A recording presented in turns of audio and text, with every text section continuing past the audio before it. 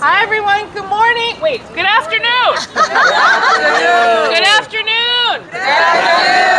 So I'm very, very excited to be standing here today because, you know, a lot of times when we're outside City Hall, we're fighting against something or fighting for something, but I'm so excited that we are here to celebrate a big win for our community that I know people have been fighting for decades. So for all you young folks here, there's people here as well as not in the audience today that have been fighting for AAPI curriculum for many years. Many years, because we need to let folks know and our students know that they are heard, that they're part of our country, they're part of our history, and that our history needs to be recognized as well.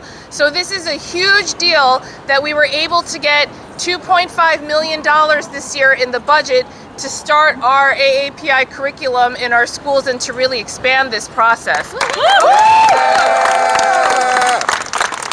Very big deal.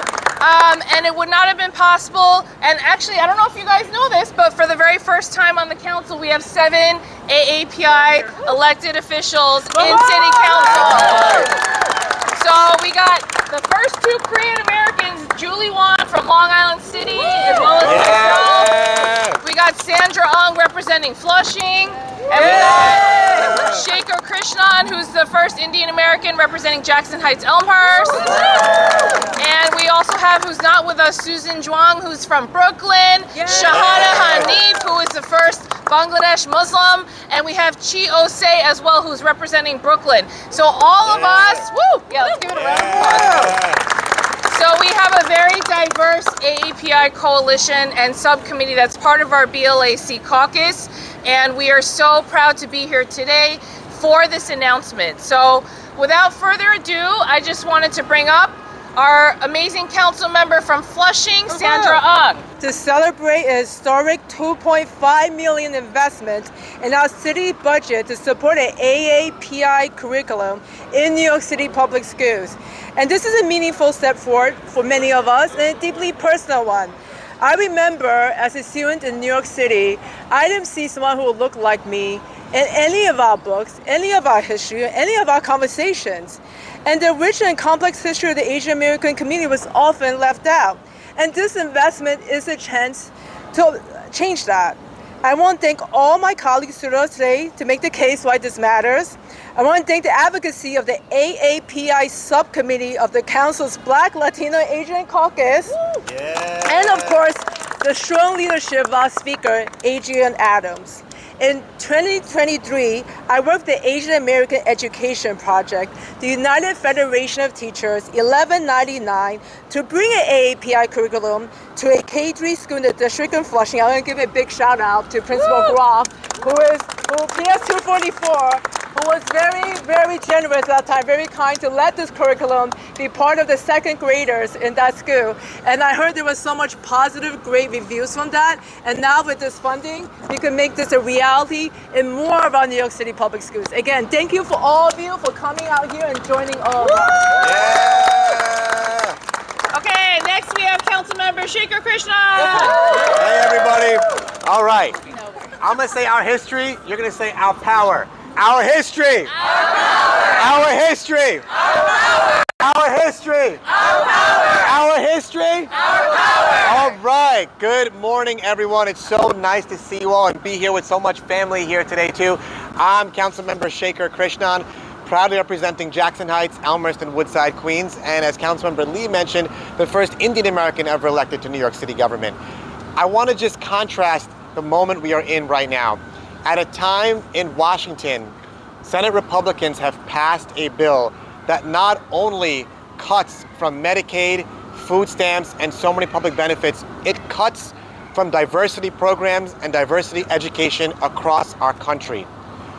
When an administration in Washington slashes and doesn't believe in diversity, we in New York City lift it up.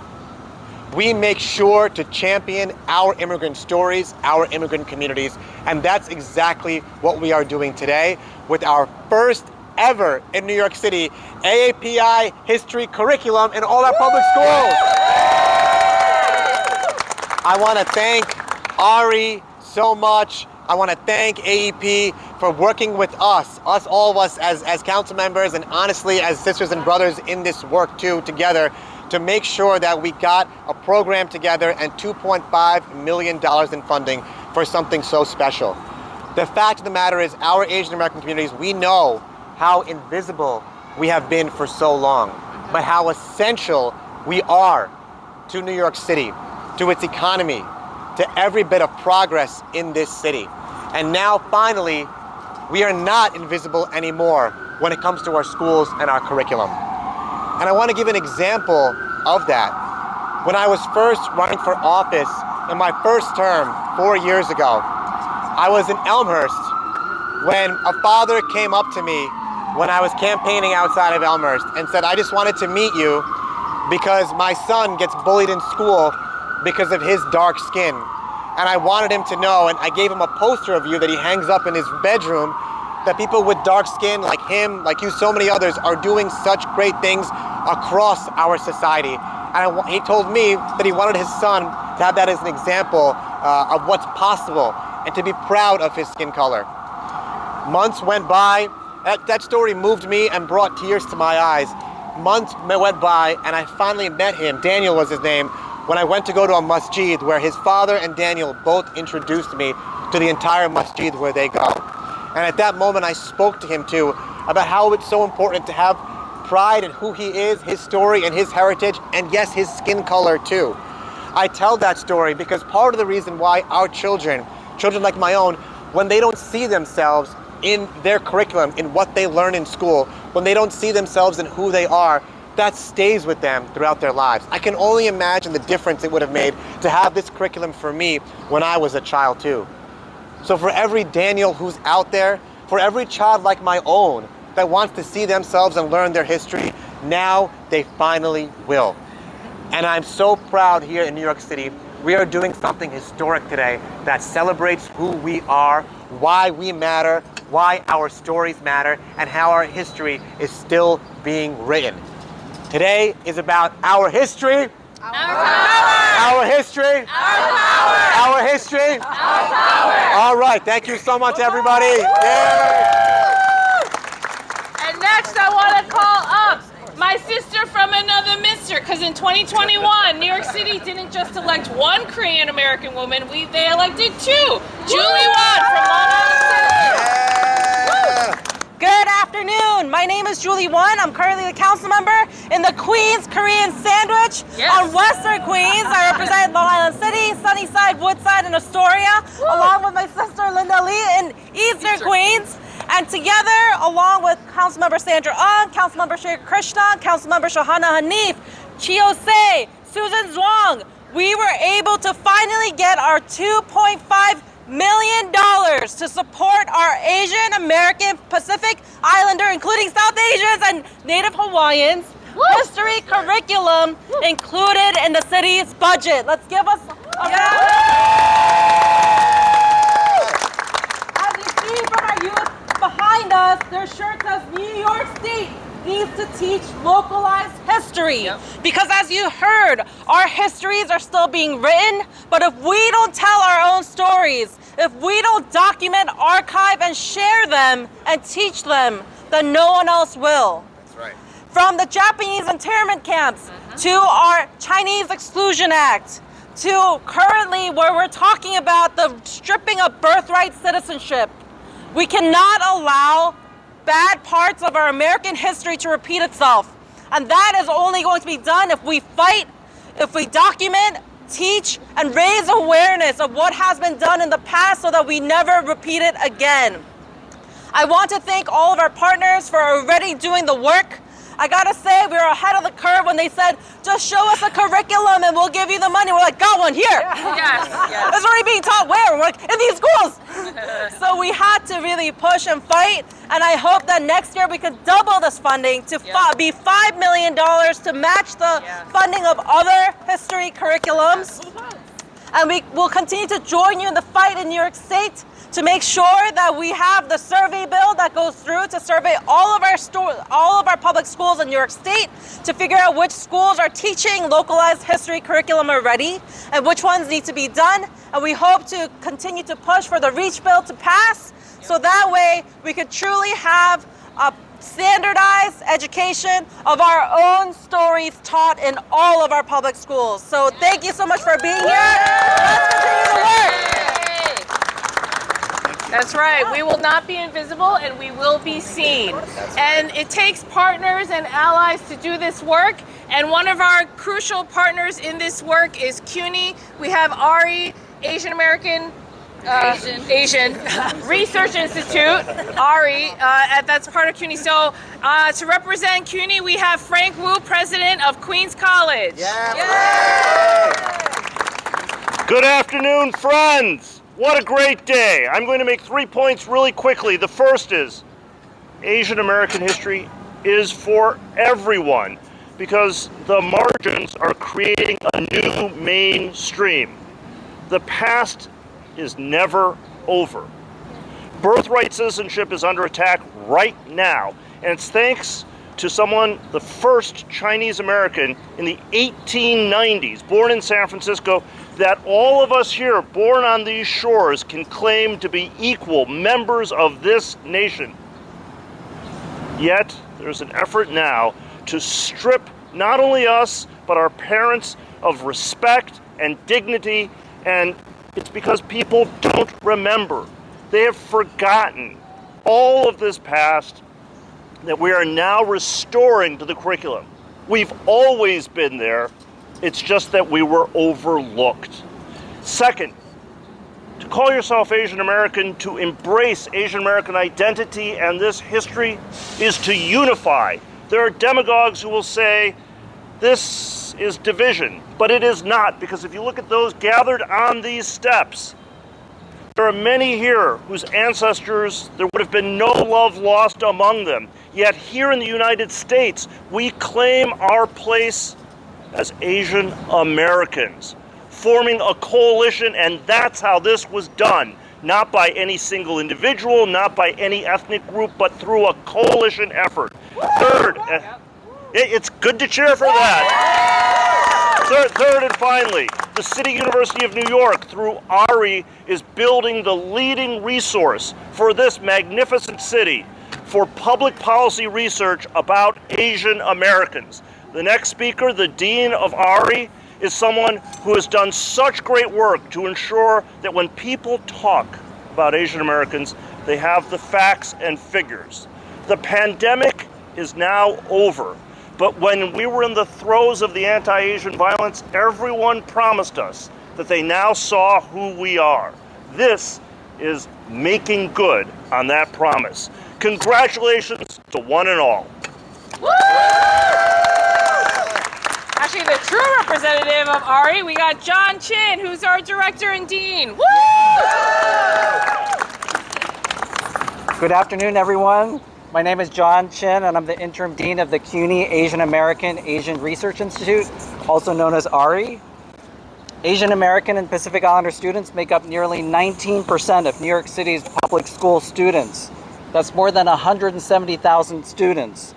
But too often, they don't see themselves or their communities reflected in their curriculum.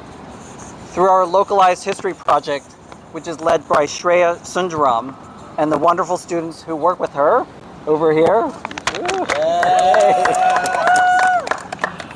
ARI's research has shown that AAPI history is largely absent from the curriculum, and when it's included, it's often oversimplified or superficial.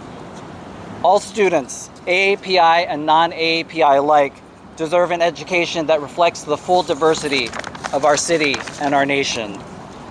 ARI is proud to partner with the Asian American Education Project on this new initiative, which will support the development of new teaching materials, including ones created by AAPI students themselves about their own neighborhoods.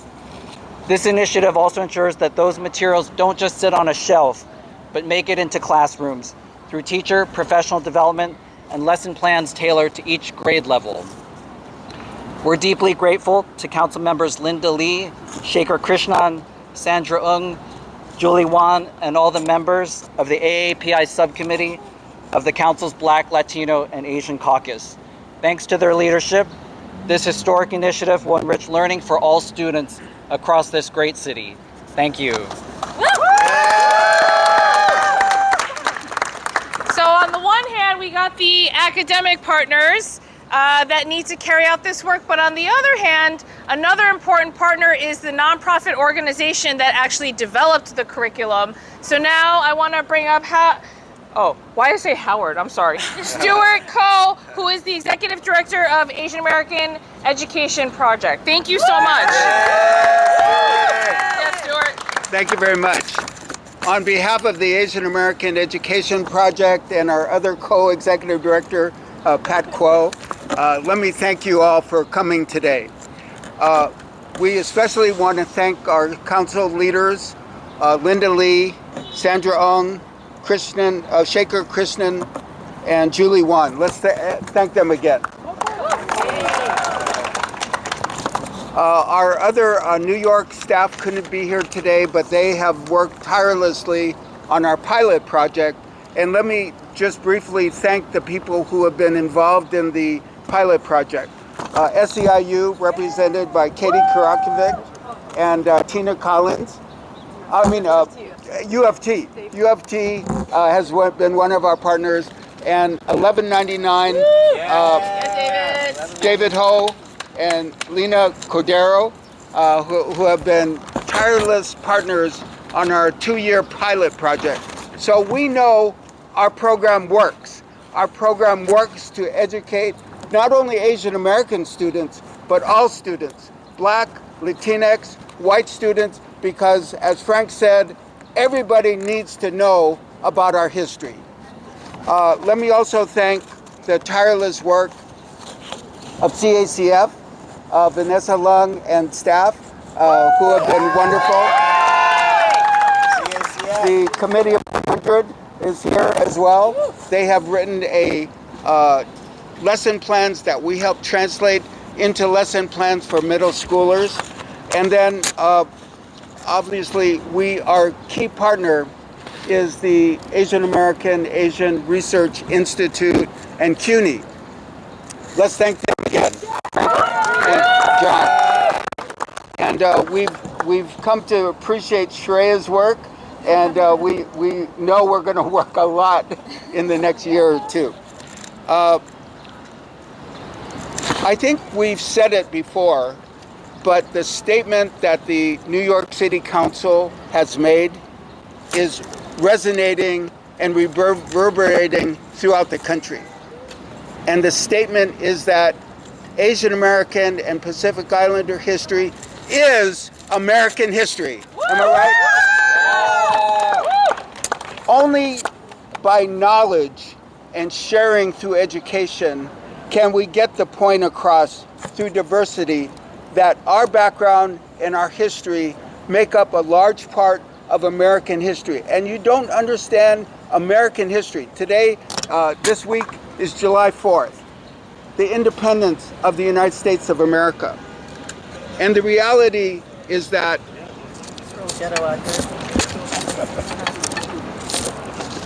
you cannot understand our history, American history, without understanding Asian American and Pacific Islander history. I just want to reiterate, one youth in the Bronx said, a black youth said, they didn't know Asian Americans had civil rights issues. They didn't know Asian Americans had worked with Black communities and Latinx communities. And it was a Black teacher from the Caribbean, who put together our lesson plans into a semester-long course for her students to understand the cross-racial solidarity that has occurred between our communities in the past. And that gave them hope. It gave them information. It gave them education. There were students in PS 244 who needed identity lessons so that they understood they could be both Asian and American. They are Americans. And our two booklets, our comic books, are entitled aptly, Fighting to Belong.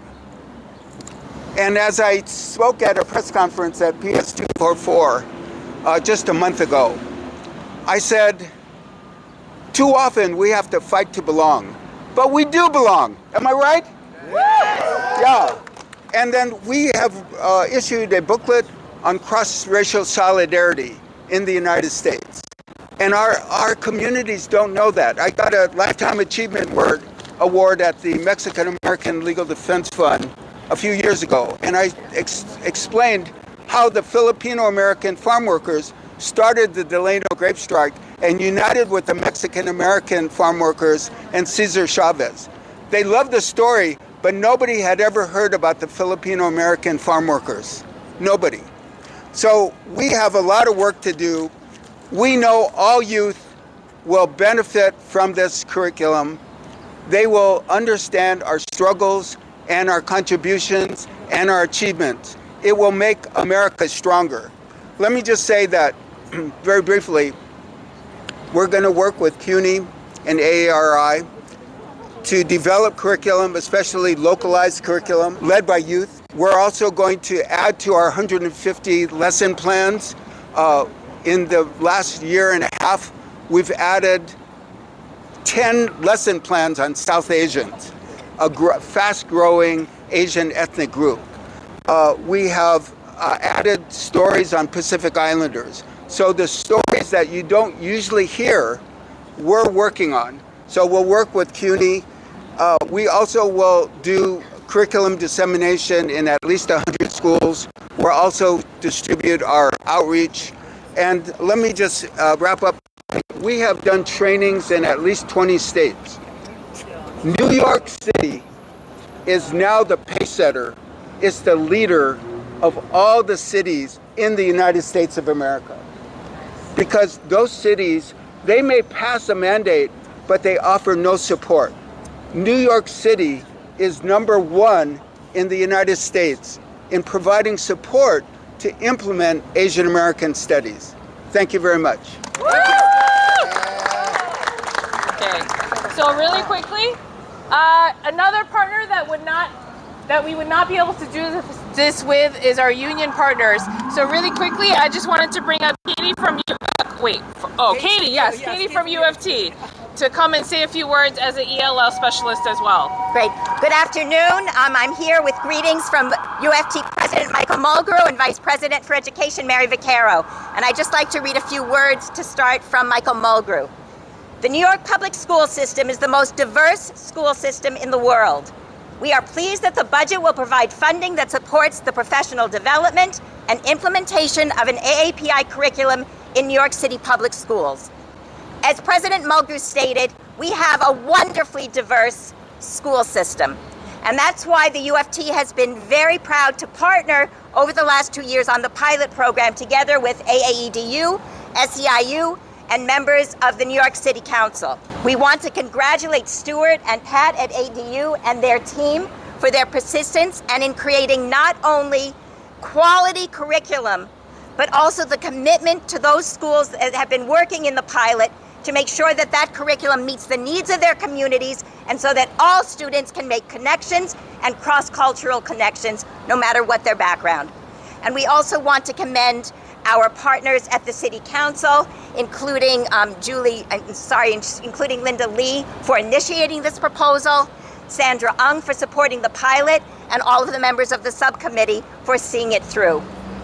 And lastly, we are excited for our students and educators to be able to grow their knowledge of APITA history, which we know is American history, and we so look forward to this continued collaboration. Thank you. Woo! All right, we're almost done, but before we move on, there's some key people here that we need to recognize, and as I mentioned early on, There are people here that have been fighting for this curriculum inclusion for many, many years and for decades, okay? So I'm just gonna shout out some of the groups that we have represented here. We have Homecrest with us from Brooklyn. We have the Indo-Caribbean History and Asian American History Organization. Woo! We have GLOW. Woo! We have Christine Colligan, who's a middle school PTA. Mr. Lee from Korean American Association of Queens. We have Myungmi from KCS as well as a bunch of directors. We have Eungyang from YWCA. We have Richard In and all of our youth from CASE. And of course, we have the Localized History Organization, Shreya, who's going to be speaking later today. And without further ado, CPC? Where's CPC? Oh, and OCA New York. See, this is why I'm going to get in trouble. And CACF, of course. Saya. Oh, Saya from Youth Action. Woohoo, South Asian for Youth Action. So we got a lot of partners out here today, and we are now 18% and growing as AAPIs in New York City. And without further ado, before I bring up Felicia Singh from CACF, David Ho from 1199 just wanted to give you a shout out because we would not be able to do this without their union's participation. And without further ado, Felicia Singh from CACF. Thank you so much. Felicia Singh, Director of Policy and Government Relations at the Coalition for Asian American Children and Families. New York City has been the most diverse city in our country, and it's time that our public schools have curriculum that reflects that. CACF commends City Council for investing $2.5 million in fiscal year 2026 budget to develop, distribute, and implement an AAPI curriculum for our public schools. We are particularly encouraged that this investment includes funding for professional development for educators, ensuring that our teachers will be able to fully implement these lessons in their classrooms. CACF, we are proud to be the co-founders, along with OCA New York, of the REACH Coalition in the state, trying to push AA NHPI curriculum across the entire state. So not only do we have a survey being distributed across school districts, but now we have an investment in the city. It's time that we are finally moving forward when it comes to being fully represented in the schools. Thank you. Okay, and next we have Shreya Sundaram, Director of Localized History Project at ARI. So thank you, Shreya. Hi everyone, my name is Shreya Sundaram and I'm the Director of the Localized History Project at the Asian American Asian Research Institute at CUNY. But before I started this project in 2023, I was a high school history teacher for several years in a high school that is right behind City Hall. And as a high school history teacher, as a former high school history teacher, I could not be more excited or more thrilled about the immense amount of support that our City Council has just provided for AAPI history curriculum. As a history teacher, I know that having meaningful professional development and support is going to radically change the lives of not just our young people, but South Asian and Asian American educators like myself who are so excited to bring this curriculum to schools. At the Localized History Project, we work with youth to develop a youth-driven, localized Asian American, Native Hawaiian, and Pacific Islander history curriculum that uplifts the stories of our neighborhoods and our communities. I am so excited to introduce one of our youth researchers, Clarissa, who is a rising senior at Brooklyn Technical High School in Brooklyn, who has been a part of our project since its inception and whose research centers the Chinese Latinx community of New York City and also traces cross-racial solidarity between Chinese Latinx and Black mothers during the 1970s community control era. Hopefully some of that gives you a taste of the fact that the Localized History Project is not just teaching the history that folks have maybe heard of, but we are building a history archive that is specific to New York City and the communities that are here. So without further ado, I'm going to call up Clarissa. Hi everybody, good afternoon. My name is Clarissa Kunizaki. I'm a youth researcher at the Localized History Project and I have been part of it since it started. So growing up, my API identity has constantly been overlooked in my history curriculum. An issue I've grown to understand is not isolated, but alarmingly common amongst my peers. In our research over the past 2 years, we found that people ages 16 to 22 across Long Island, New York City, and Westchester, 94% of students strongly agreed or agreed on the importance of learning API history in schools, yet only 36% feel it was taught in an in-depth manner through their 7th through 12th grade education.